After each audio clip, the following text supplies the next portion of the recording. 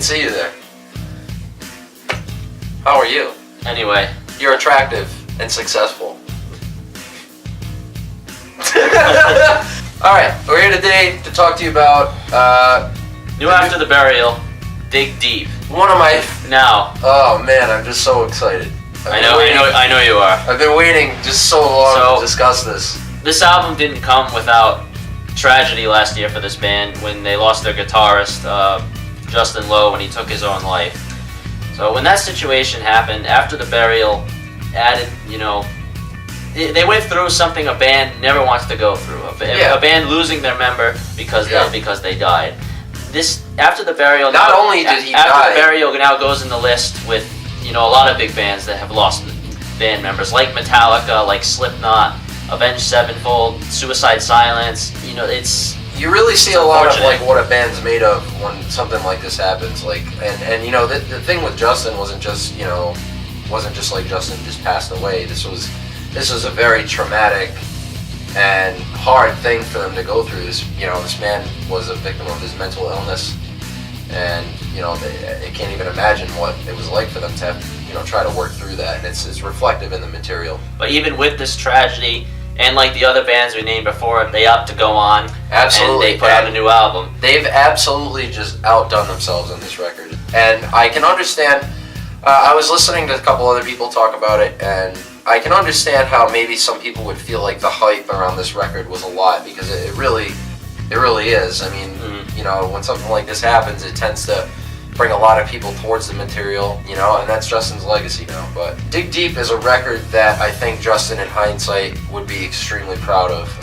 He would be so ecstatic to hear this material. Usually, I find with bands that lose band members like this, it makes a really powerful material. Oh yeah, absolutely. After the fact. And that's evident in songs like Laurentian Ghost. Yep. The interesting thing about that song was actually the intro is from Justin's demo reel that he put out well before that record came out. And Endless March there's a couple of bits in Endless March where that was actually from demos that Justin had made as well, and parts that they couldn't find where it should go, more or less, it seems. And now those parts have realized and got themselves a home on this record. So that song is super powerful.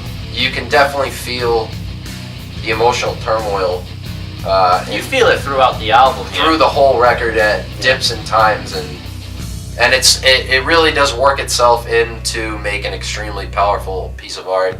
Dig Deep is an album that it doesn't let up, and the emotion never in the songs never stops. Right, and even when Lost in the Static came out, that song alone, everybody was just like, wow, like what can we expect from this band? Like, you know what I mean? So After the Burial has sort of always had this kind of really interesting dynamic between melody and heaviness. They play on 8 strings, but they have the melody of they kind of do their own thing, and they always make for really interesting pieces. But I think in terms of my favorite records from them, I think I would say this is right after Rare Form.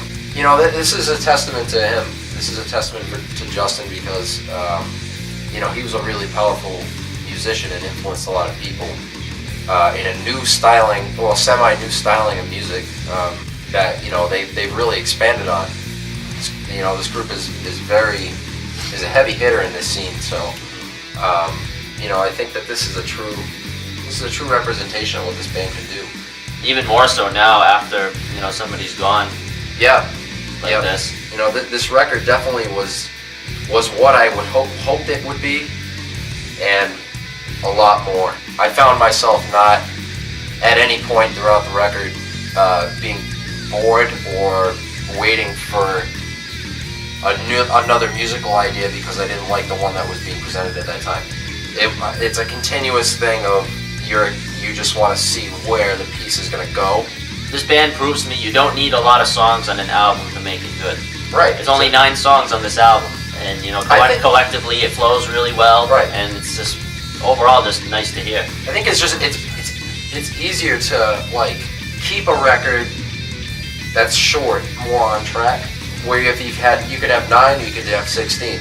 You know what I mean? And what's the point of where the record starts to lose focus? Yeah. and 9 was just a really sweet number. I couldn't recommend this record more. It's just a phenomenal piece of art, and when it's done, you will find yourself wanting to go replay it immediately, to go back and check out, get a second listen at all the really interesting things that they employ on the record. Especially this. I never thought I'd hear a hip-hop siren Right. After the Burial song. They're cool like that. That shows that they were really focused on making sure that everything flowed the right way. It goes up and down. Not bad. No. Honestly, probably I would. Well, I'm reserved. I'm being reserving with this, but right now that's record of the year So far. so far A couple of months into the year. for me. All right.